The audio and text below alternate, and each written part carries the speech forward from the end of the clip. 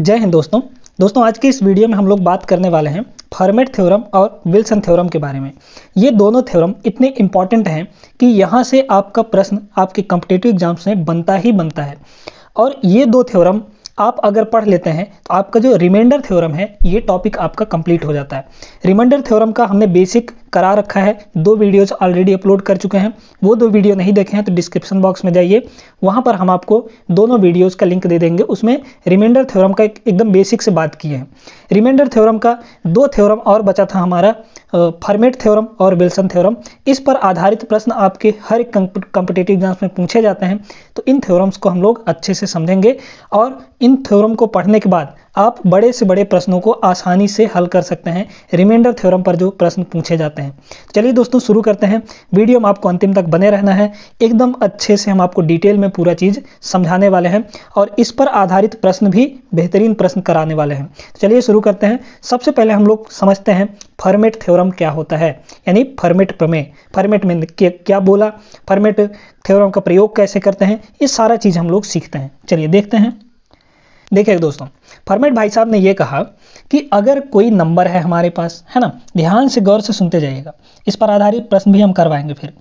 देखिए फर्मेट ने क्या कहा कि अगर कोई नंबर n है, कोई भी संख्या n है, इसको अगर हम एक संख्या p से डिवाइड करते हैं और इस n के पावर में p-1 है ना, p-1, n कोई संख्या है, इसके पावर में p से जिससे डिवाइड कर रहे हैं उससे एक पावर कम है ना, तब इसका जो रिमाइंडर होता है, रिमाइंडर वो कितना है दोस्तों, 1 होता है।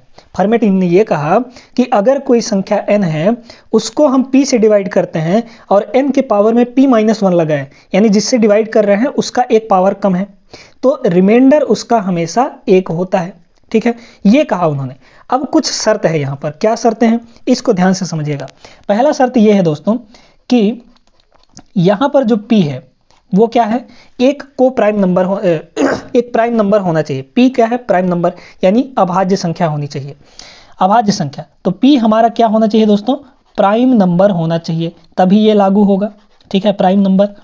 दूसरा कंडीशन ये हुआ, दूसरा शर्त ये लागू हुआ कि जो n और p है, n और p है ना, n और p ये दोनों आपस में को प्राइम होने चाहिए, यानी सह अभाज्य संख्या होनी चाहिए। सह अभाज्य संख्याओं का मतलब होता है जिनका HCF 1 हो, है ना। जैसे 3 और 5 है ना, 3 और 5 ये दोनों क्या हैं, सह अभाज्य संख्या हैं, यानी इन दोनों के बीच में कुछ भी कॉमन नहीं है, मतलब एक कॉमन है, HCF 1 होगा इनका।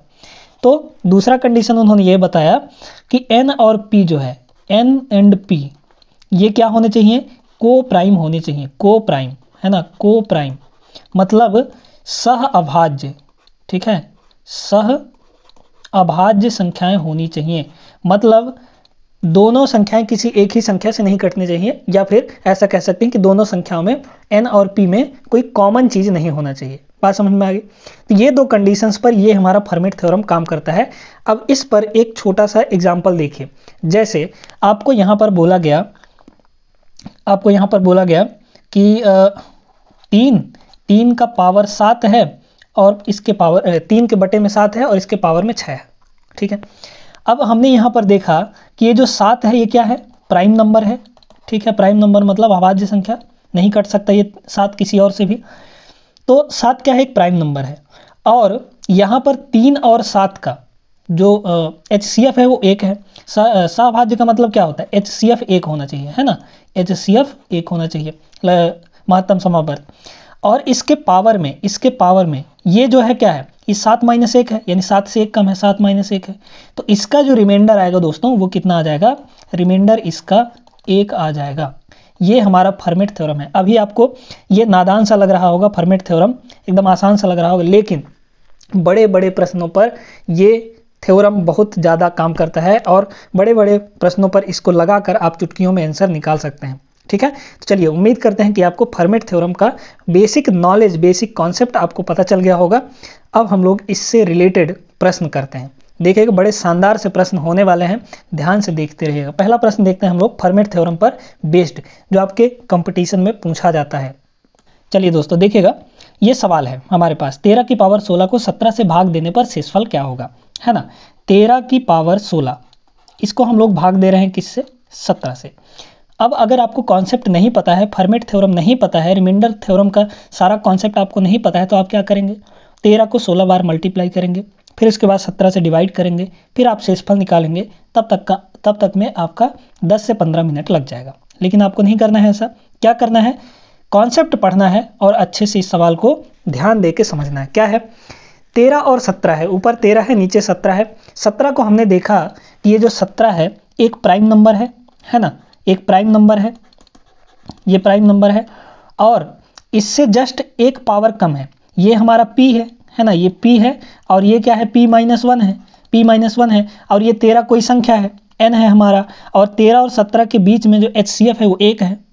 तो सीधे सीधे बताइए ना भाई कि ये हमारा फर्मेट थ्योरम पर बेस्ड है। फर्मेट थ्योरम का रिमाइंडर कितना होता है, रिमाइंडर सीधे सीधे इसका 1 आता है ना। तो ऑप्शन नंबर क्या हो जाएगा इसका, सी ऑप्शन सही हो जाएगा। देखिए देख कर भी इसका आंसर बता सकते थे, लेकिन आपके एग्जाम में ऐसे डायरेक्ट नहीं पूछा जाता है, फर्मेट थ्योरम पर बेस्ड डायरेक्ट भी पूछा जा सकता है, लेकिन थोड़ा सा घुमाकर भी पूछा जा सकता है।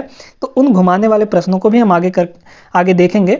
बाकी उम्मीद करते हैं कि आपको समझ में आ गया होगा फर्मेट थ्योरम काम कैसे करता है। सीधे सीधे ध्यान रखिए, कोई संख्या n है उसको p से डिवाइड किया जा रहा है और p से एक कम में इसका पावर है, एक कम में इसका पावर है, तो ध्यान दीजिएगा इसका जो शेषफल है, रिमाइंडर है, वो हमेशा 1 आता है, बशर्ते p जो है हमारा प्राइम नंबर होना चाहिए, यानी जिससे हम डिवाइड कर रहे हैं वो एक अभाज्य संख्या होनी चाहिए और साथ में n और p सह अभाज्य होने चाहिए, यानी दोनों का HCF 1 होना चाहिए। ये शर्त देखकर ही आपको फर्मेट थ्योरम लगाना है, ठीक है। चलिए अगले सवाल को देखते हैं हम लोग, जिसमें आपको थोड़ा सा घुमाया गया है, ठीक ना। देखिएगा दोस्तों, इस सवाल को 14 की पावर 19 को 19 से भाग देने पर शेषफल क्या होगा। अब आप यहाँ पर कहेंगे कि यहाँ पे तो फर्मेट थ्योरम का बन ही नहीं रहा है फर्मेट थ्योरम, लेकिन आपको बनाना है, थोड़ा सा दिमाग लगाना है। देखिए क्या दिया है आपके पास, 14 की पावर 19 है ना, और यहाँ पर ये बटे 19 है।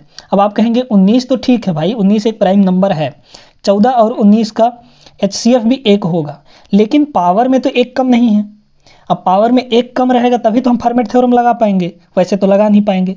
तो आपको इसको पावर 18 करना है, यानी उस 19 से 1 कम करना है। कैसे करेंगे, देखिए क्या हम इस 14 को पावर 19 को 14 की पावर 18 इंटू 14 की पावर 1 लिख सकते हैं, बिल्कुल लिख सकते हैं, क्योंकि बेस सेम होता है तो पावर जुड़ जाता है। अलग अलग कर दिया, 18 हमने अलग कर दिया और 14 की पावर 1 को हमने अलग कर दिया, 1 को 14 अलग कर दिया, बटे में क्या है 19 है।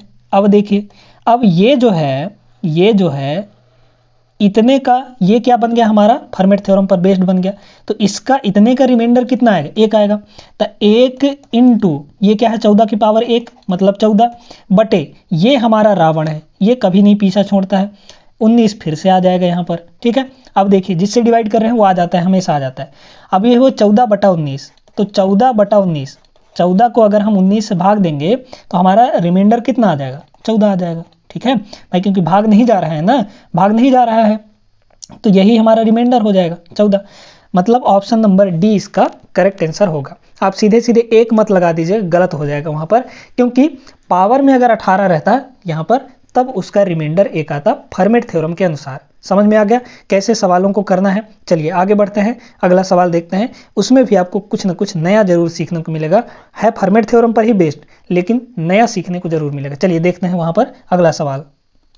चलिए दोस्तों इस सवाल को देखते हैं, 35 की पावर 75 को 37 से भाग देने पर शेषफल क्या होगा। ठीक है, अब आपको कुछ नहीं पता चल रहा होगा कैसे क्या करना है, ध्यान से देखिए क्या है इसमें। 35 की पावर 75 है ना, बटे 37 है। अब हमको तो ये करना होता है ना, फर्मेट थ्योरम के रूप में इसको बदलने के लिए अगर हमको फर्मेट थ्योरम लगाना है तो हमको क्या चाहिए, नीचे में जो नंबर है उससे 1 कम पावर में होना चाहिए, लेकिन यहाँ पावर में तो 75 है ना। लेकिन थोड़ा सा दिमाग लगाइए, क्या ये 75 37 के मल्टीपल के करीब है कि नहीं है। भाई 37 दूना होता है 74 है ना, इसके मल्टीपल के करीब है ये। तो एक काम करिए, इससे 1 कम लीजिए, ऊपर में 1 कम लेंगे तो क्या हो जाएगा 36 होगा, क्योंकि हमको 36 चाहिए, इससे 1 कम ऊपर चाहिए 36 चाहिए। तो हम इस 35 को तो ऐसे ही लिखेंगे, लेकिन इस 75 को आप क्या लिख सकते हैं, इस 75 को आप लिख सकते हैं, अगर 36 के रूप में बदलना हो तो आप लिख सकते हैं 2 गुणे 36, है ना, 2 गुणे 36, तो 36 दूना 72 हो गया, 72 के करीब हम पहुंच गए, और इंटू 35 की पावर कितना बचेगा, 35 की पावर बचेगा ये हमारा कितना, 36 दूना 72 और 3 बचा ना, तो 72 3 75, ये हो गया। इस तरीके से बदलना है आपको, ठीक है।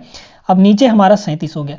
अब इसको देखिए, जरा गौर से देखिएगा, यहाँ पर इस 2 को हम अंदर भी लिख सकते हैं, यानी ये हो जाएगा 35 की पावर 2 और बाहर हुआ 36, और इंटू इसको अपन लोग लिख सकते हैं 35 गुणे 35 गुणे 35, ठीक है।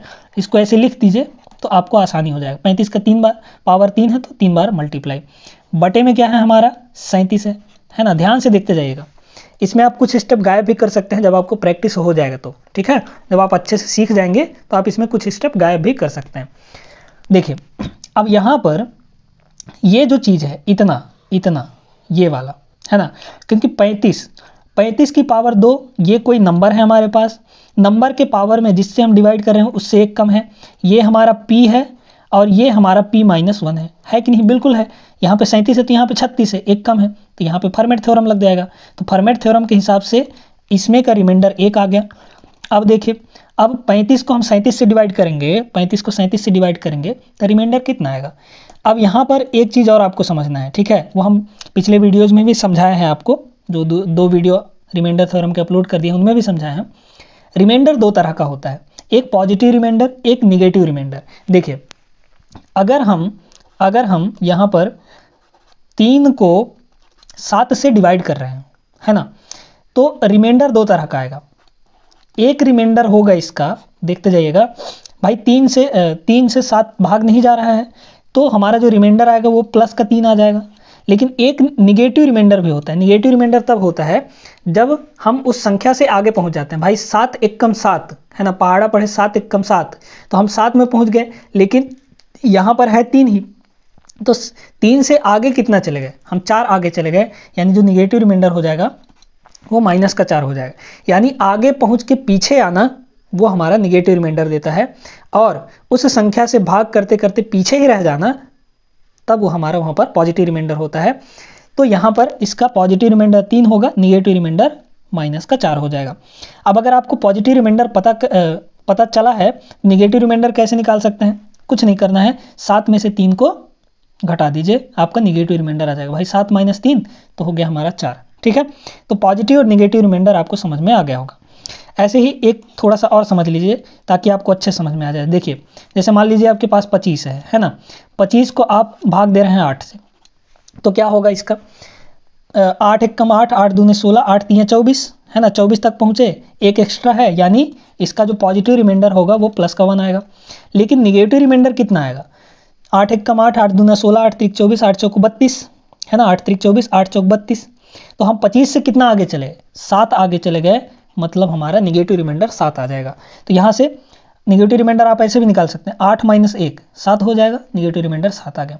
तो निगेटिव रिमाइंडर का कॉन्सेप्ट भी आपको कभी कभी बहुत सहायता करता है। अब यहाँ पर देखिए, निगेटिव रिमाइंडर का कॉन्सेप्ट अगर आप लगाते हैं तो बहुत आसानी से ये हो जाएगा। देखिए कैसे, भाई इसको हम डिवाइड करें 37 से तो निगेटिव रिमाइंडर 1 आया, लेकिन अगर 35 को 37 से डिवाइड करेंगे तो रिमाइंडर तो हमारा 35 आएगा, पॉजिटिव को 35, लेकिन निगेटिव रिमाइंडर क्या आएगा, -2 आ जाएगा, -2 आ जाएगा। भाई 37 एकम 37, 35 से कितना आगे गए, 2 आगे गए, तो हमारा -2। यहाँ भी इसको भी डिवाइड करेंगे तो यहाँ भी -2 आएगा, यहाँ भी -2 आएगा। तो निगेटिव रिमाइंडर ऊपर में कितना कितना हुआ, भाई देखिए, एक इसका रिमाइंडर आया -2 -2 -2, इन तीनों का रिमाइंडर आ गया। सबको मल्टीप्लाई कर दीजिए, मल्टीप्लाई का लगा है तो मल्टीप्लाई कर देंगे, -2 × -2 × -2, ये हो जाएगा कितना, -8, बटे में क्या है 37, ये तो रावण है, कहीं जाएगा नहीं, है ना। अब देखिए, अब यहाँ पर जो रिमाइंडर आएगा वो निगेटिव रिमाइंडर कितने का होगा, 8 का होगा। लेकिन हम निगेटिव रिमाइंडर नहीं लेते हैं, हमेशा ध्यान रखिएगा, निगेटिव रिमाइंडर अपने आंसर में नहीं लेते हैं, हम हमेशा पॉजिटिव रिमाइंडर लेते हैं। तो पॉजिटिव रिमाइंडर निकालने के लिए क्या करेंगे, यहाँ पर 37 में से 8 को घटा दीजिए, कितना आ जाएगा, इसका पॉजिटिव रिमाइंडर आ जाएगा +29। ऐसा समझ लीजिए कि पॉजिटिव और निगेटिव रिमाइंडर दोनों जुड़ने के बाद यहाँ पर इस 37 के बराबर आना चाहिए। बात समझ रहे हैं ना। तो यहाँ पर अगर निगेटिव रिमाइंडर 8 आ रहा है तो पॉजिटिव रिमाइंडर कितना हो जाएगा हमारा +29 होगा, यानी ऑप्शन नंबर ए इसका करेक्ट होगा। समझ में आ गया कैसे करना है, आप एकदम अच्छे तरीके से समझ गए होंगे। चलिए दोस्तों आगे बढ़ते हैं। आप सभी से रिक्वेस्ट है कि 2 वीडियो जरूर देख लीजिए, क्योंकि हमने उसमें बेसिक से आपको समझाया है हर एक चीज़। आप डायरेक्टली इस वीडियो को देखेंगे तो कहीं कहीं आपको नहीं भी समझ में आएगा, लेकिन पिछला 2 वीडियो अगर आप देख चुके हैं अच्छे से तो ये वीडियो आपको गारंटी है कि पूरी अच्छी तरीके से समझ में आ जाएगी। ठीक है, चलिए आगे बढ़ते हैं अगले सवाल पर। चलिए दोस्तों देखिए इस सवाल को, 128 की पावर 129 को 17 से भाग देने पर शेषफल क्या होगा, है ना। ये भी हमारा फॉर्मेट थ्योरम पर ही बेस्ड है। क्या दिया है ध्यान से देखते जाइएगा। अब आप कहेंगे यहाँ पर तो कुछ बन ही नहीं रहा है, लेकिन बनेगा, टेंशन मत लीजिए, बनेगा। यहाँ पर है 129, है ना, 129 है पावर में। अब बटे करना है हमको 17 से। 17 से 1 कम चाहिए हमको पावर में, यानी 16 चाहिए। तो देखिए 16 से इसको डिवाइड कर दीजिए, जितना हमको चाहिए उससे हम डिवाइड कर देंगे। तो ये कितना हो जाएगा, ये 128 और 16 से इसको 129 को डिवाइड करिए, है ना। तो 16 से 129 को हम लोग डिवाइड करेंगे तो कितना हो जाएगा ये 16 पंचे 80, 16 छंग 96, 16 सत्ते 112, 16 अट्ठे 128, है ना। 16 अट्ठे कितना हो जाएगा 128 हो जाएगा। तो कितनी बार भाग चला गया पूरी तरीके से 8 बार, है ना। 16 अट्ठे 128 और बाहर में हम क्या कर देंगे 16 अट्ठे 128, लेकिन हमको चाहिए 129, तो एक अभी बचा है ना, यानी 128 का पावर 1 अभी हमारा बचा है। देख लीजिए हो गया कि नहीं हो गया, बिल्कुल हो गया। और बटे में इधर क्या है 17 है। अब हमारा ये आसान हो गया। कैसे आसान हो गया, देखिए हमने क्या किया, हमको चाहिए पावर में 16 भाई, 17 है नीचे, तो 17 से 1 कम चाहिए यानी 16 चाहिए पावर में। तो हमने क्या किया, इसको 16 से डिवाइड किया, तो 16 अट्ठे 128 होता है ना, 16 अट्ठे 128 होता है। अब इसके बाद यहाँ पर कितना हो जाएगा, 16 अट्ठे 128 ये हो गया, और एक हमने एक्स्ट्रा पावर में रख दिया, इसको अलग कर दिया 128 को। अब देखिए ये जो इतना चीज़ है ये हमारा फॉर्मेट थ्योरम पर बन गया। कैसे, ये कोई नंबर n है, इसका पावर p-1 है और बटे हम p से कर रहे हैं, तो इसका तो रिमाइंडर 1 आ जाएगा, यानी 1 गुणे 128, है ना, और बटे में कितना 17। अब आप इसको डिवाइड कर दीजिए, रिमाइंडर निकाल लीजिए। देखिए इसको कितनी बार काटेंगे हम लोग, तो 17 छांग 102, 17 सत्ते 119, है ना, 17 सत्ते 119, यानी 7 बार में कट गया। बचा कितना हमारा, शेष कितना बचा, तो शेष आप कहेंगे कि यहाँ पर 9 बच जाएगा, है ना भाई। 119 128 में से 119 घटाएंगे तो हमारा कितना आ जाएगा, हमारा आ जाएगा यहाँ पर 9, है ना, 9, हाँ बिल्कुल 9 आ जाएगा। तो शेषफल कितना आ गया, रिमाइंडर यहाँ पर 9 आ गया। ठीक है, यही हमारा आंसर हो जाएगा, ऑप्शन नंबर सी करेक्ट हो जाएगा। देख लीजिए कितना आसान है ना। तो फॉर्मेट थ्योरम को लगाना कैसे है सवालों में, ये आपको समझ में आ गया होगा। चलिए आगे बढ़ते हैं। अब हम लोग यहाँ पर एक सवाल और करने के बाद उसके बाद फिर विल्सन थ्योरम पर चलेंगे और उसको भी अच्छे तरीके से हम आपको समझाने वाले हैं। देखिएगा यहाँ पर एक सवाल और देखते हैं फॉर्मेट थ्योरम पर बेस्ड। देखिएगा इस सवाल को देखिएगा, 7 की पावर 82 को 11 से भाग देना है ना। 7 की पावर अपने पास 82 है, इसको 11 से भाग देना है। अब हमको यहाँ पर चाहिए 10, पावर में 10 चाहिए, तो क्या हम इसको ऐसे लिख सकते हैं, 10 से इसको डिवाइड कर दीजिए, तो 10 अट्ठे 80, पावर में 10 कर दीजिए, 10 अट्ठे 80 हो गया। बचा कितना, 2 ठो और बचा है, यानी 7 की पावर 2 हमारा इधर हो जाएगा। अब बटे में क्या है 11 है। अब देख लीजिए गौर से सुनिए, ये तो हमारा किस पे बेस्ड हो गया, फॉर्मेट थ्योरम पे, तो इसका रिमाइंडर तो 1 आएगा। फॉर्मेट थ्योरम जहां भी बने उसका रिमाइंडर 1 आ जाता है, ध्यान रखिएगा। फॉर्मेट थ्योरम जहां पे भी बनेगा उसका रिमाइंडर 1 होगा, ठीक ना। अब सुनिए, ये है 49, ये हमारा क्या है 49 है। 49 को 11 से भाग देना है ना भाई। 49 एक कम 49, तो 49 को हम लोग क्या करेंगे 11 से भाग देंगे। 11 बटे वाला कहीं नहीं जाएगा, ध्यान रखिएगा, वो रावण है वो आ जाएगा, है ना। अब देखिए यहाँ पर, तो ये कितना हो जाएगा 11 चौक 44, बचा कितना 5, यानी ये हमारा हो जाएगा रिमाइंडर, पॉजिटिव का 5 इसका रिमाइंडर हो जाएगा। समझ में आ गया कि नहीं, तो इसका जो आंसर है वो 5 हो जाएगा। उम्मीद करते हैं कि अब आपको जो फॉर्मेट थ्योरम पर बेस्ड होते हैं क्वेश्चंस वो आपको करने आ गए होंगे। दोस्तों अब बात करते हैं हम लोग विल्सन थ्योरम के बारे में।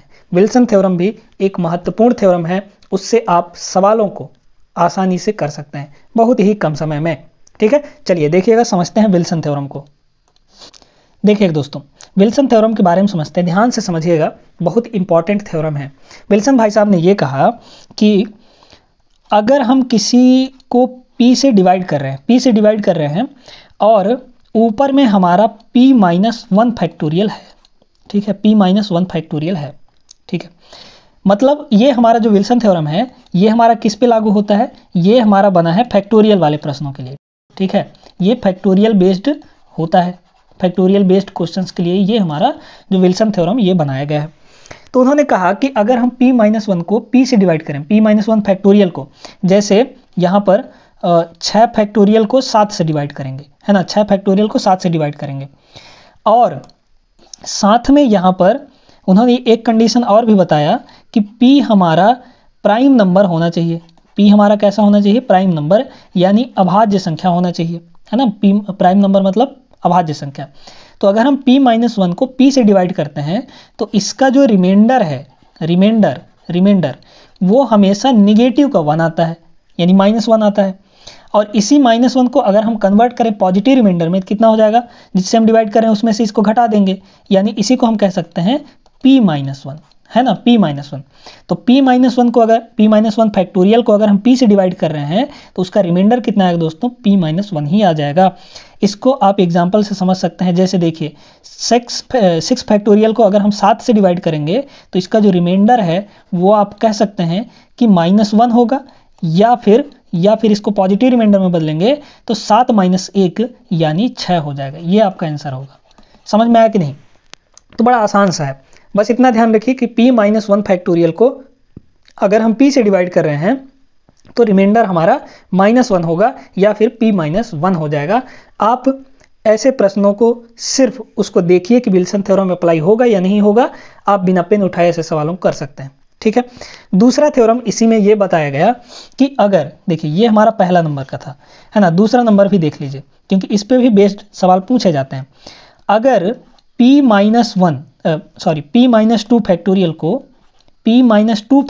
को p से डिवाइड किया जाए और p हमारा प्राइम नंबर होना चाहिए, तो इसका जो रिमाइंडर आता है ना, इसका जो रिमाइंडर आता है वो पॉजिटिव का 1 आता है, ये हमेशा आता है, ठीक है, ये हमेशा 1 आता है, ठीक है। तो p-2 फैक्टोरियल को अगर p से डिवाइड कर रहे हैं तो उसका रिमाइंडर 1 आएगा हमेशा। जैसे फॉर एग्जांपल यहाँ पर एक एग्जांपल अगर दें हम, तो क्या यहाँ पर देखिए 5/7 ऐसे कर सकते हैं इस तरीके से। अब यहाँ पर देखिए ये जो 5 है इससे 2 कम है ना, ये p-2 है और ये p है, तो इसका जो रिमाइंडर हो जाएगा वो 1 हो जाएगा। समझ में आ गया कि नहीं? चलिए आगे बढ़ते हैं, सवालों पर हम लोग चलते हैं, विल्सन थ्योरम पर बेस्ड जो सवाल बनते हैं उनको देखते हैं। देखिए दोस्तों, पहला सवाल विल्सन थ्योरम पर आधारित क्या दिया गया है, 30 फैक्टोरियल है हमारे पास, है ना, फैक्टोरियल 30, इसको डिवाइड करना है 31 से, यानी 31 से ये 1 कम है या नहीं, और साथ में जो 31 है वो हमारा प्राइम नंबर है, 31 प्राइम नंबर है, यानी किसी से नहीं कटता है ना, अभाज्य संख्या है। तो देख लीजिए ये है हमारा p और ये है हमारा p-1 का फैक्टोरियल है ये, है ना। तो ऐसे केस में हमने क्या बताया कि जो रिमाइंडर होगा दोस्तों वो कितना होगा, -1 होगा, है ना, या फिर आप कह सकते हैं कि 31 -1 होगा, यानी p-1। तो p-1 का वैल्यू क्या है, 30 है, तो रिमाइंडर इसका क्या आ जाएगा, 30 आ जाएगा, यानी पॉजिटिव का रिमाइंडर कितना आएगा, 30 का आ जाएगा। ऑप्शन नंबर डी इसका करेक्ट हो जाएगा। देखिए कितना आसानी से आप बता सकते हैं अगर आपको विल्सन थ्योरम पता है तो, ठीक है। चलिए आगे बढ़ते हैं अगले सवाल पर, देखिएगा ध्यान से सुनिएगा। चलिए दोस्तों अब इस सवाल को देखिएगा, बड़ा ही जबरदस्त सा सवाल है। 5 फैक्टोरियल, है ना, फैक्टोरियल 5 प्लस फैक्टोरियल 6 को हम लोग डिवाइड करना चाह रहे हैं 7 से, ठीक है। देखिए यहाँ पर इसका मतलब क्या हुआ कि 5 फैक्टोरियल बटा 7 प्लस 6 फैक्टोरियल बटा 7, है ना, इसका मतलब तो यही हुआ, फैक्टोरियल 5/7 और प्लस फैक्टोरियल 6/7, है ना। अब देखिए यहाँ पर देखिए हमने दोनों नियम आपको बताया था ना, दोनों नियम यहाँ पर लागू हो गया। जैसे ये है हमारा p और ये क्या है, p-2 है ना, p-2 का फैक्टोरियल है। देख लीजिए इससे 7 से ये 2 कम है ना, लेकिन यहाँ पर क्या केस बन रहा है, p है और ये p-1 है, p-1 फैक्टोरियल है कि नहीं, बिल्कुल है, क्योंकि ऊपर में 6 है। तो इसका जो p-2 वाले का रिमाइंडर आता है वो पॉजिटिव का 1 आता है ना, 7 तो रहेगा ही रहेगा, और इसका जो रिमाइंडर आता है वो माइनस का 1 आता है, 7 तो रहेगा ही रहेगा, है ना, यहाँ पे प्लस और ये 7, ठीक है। तो यहाँ पर देखिए इसका रिमाइंडर कितना आ गया, माइनस का 1 और इसका रिमाइंडर प्लस का 1। देख लीजिए -1 और +1 कितना हो जाएगा, 0 हो जाएगा, यानी रिमाइंडर इसका कितना आ जाएगा, रिमाइंडर इसका 0 आ जाएगा। ऑप्शन नंबर इसका सी करेक्ट हो जाएगा। समझ में आ गया? या फिर इसको एक और तरीके से आप समझ सकते हैं, देखिएगा यहाँ पर जब हम फैक्टोरियल 5 को 7 से डिवाइड करेंगे तो रिमाइंडर कितना आएगा? प्लस का 1 आएगा।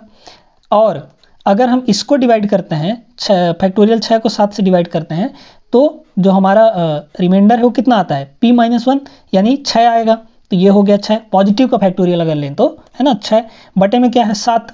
अब देखिए ये हुआ 7/7, तो 7 को 7 से डिवाइड जब हम करेंगे तो रिमाइंडर कितना आएगा? रिमाइंडर आ जाएगा बच्चों 0 यहाँ पर, है ना, रिमाइंडर आएगा 0। भागफल इसका कितना आएगा? 1 आएगा। ये नहीं कि 7 से 7 को काट के और 1 लिख दें, ऑप्शन नंबर ए करेक्ट कर दें, गलत हो जाएगा वो। 7 को 7 से डिवाइड करेंगे तो पूरी तरीके से कट जाएगा और शेषफल कितना बचेगा? 0 बचेगा, यानी ऑप्शन नंबर सी आपका करेक्ट होगा। गलतियां आप कहाँ करते हैं? 7/7 देखे, भागफल 1 आ रहा है, 7 को 7 से काटिए, 1 आ रहा है, 1 आप ऑप्शन में कर देंगे, लेकिन गलत हो जाएगा। आपसे पूछा गया है शेषफल, तो शेषफल बताइए ना, भागफल काहे बता रहे हैं? ठीक है, समझ में आ गया होगा ये सवाल भी, उम्मीद हम ऐसा करते हैं। तो दोस्तों आज की इस वीडियो में हमने सीखा फर्मेट थ्योरम और विल्सन थ्योरम, जो कि रिमाइंडर थ्योरम के 2 महत्वपूर्ण थ्योरम थे जिनसे आपका प्रश्न बनता है, और इन दोनों प्रमेयों का प्रयोग करके आप सवालों को आसानी से बना सकते हैं। लेकिन अगर यहीं पर आपसे नहीं पता है ये दोनों थ्योरम, तो आप सवालों में अटके रह जाएंगे, आपसे ये सवाल बनेंगे ही नहीं। अगर कॉन्सेप्ट नहीं क्लियर है तो नहीं बनेगा। ठीक है, चलिए तो आज की इस वीडियो में बस इतना ही। उम्मीद करते हैं कि क्लास आपको पसंद आया होगा। विल्सन थ्योरम और फर्मेट थ्योरम पर आधारित ये जो क्लास था पसंद आया होगा। वीडियो पसंद आया तो वीडियो को लाइक कर दीजिए, अपने दोस्तों के साथ जरूर शेयर करें और चैनल को सब्सक्राइब करके बेल आइकन जरूर दबा लीजिए, ताकि हम ऐसे ही महत्वपूर्ण क्लासेस आपको प्रोवाइड कराएं। जैसे ही हम वीडियो डालें आप तक नोटिफिकेशन पहुंच जाए और आप उसी समय उस कॉन्सेप्ट, उस वीडियो, उस थ्योरम को आप समझ पाएं। चलिए फिर मिलते हैं अगले वीडियो में, तब तक आप लोग सभी अपना ख्याल रखिएगा, पढ़ाई लिखाई ढंग से करते रहिए। जय हिंद।